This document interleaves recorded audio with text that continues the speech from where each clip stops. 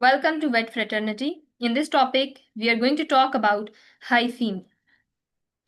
Hyphemia means blood in the anterior chamber of the eye. Cause for hyphemia are trauma, coagulopathies like rodenticide, which we will discuss in detail when we will study the cardiovascular system. But the coagulopathies that happen due to rodenticide toxicities cause hyphemia.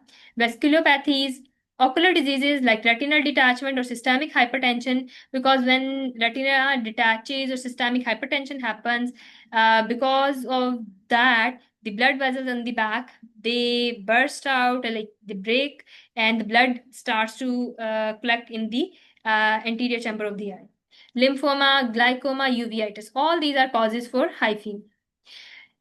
In this topic, the treatment is important from the paper point of view, because they sometimes ask question on this thing, that the first thing is that no drugs have been proved to facilitate resolution of the hyphemia. But intracameral tissue plasmagen activator TPA can dissolve fibrin that is less than 10 to 14-day old, and it will release the trapped RBCs within the anterior chamber.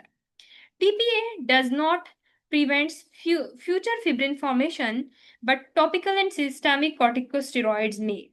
So basically, there are no drugs proven, but tissue plasminogen activator, that is called as TPA, it helps dissolve fibrin that is 10 to 14 days old by releasing the trapped RBCs within the anterior chamber.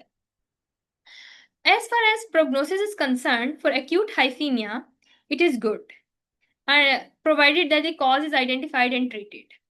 But if it is if there is recurrent or chronic hyphemia, the prognosis is poor to guarded, because secondary glaucoma or pathesis bulbi is likely.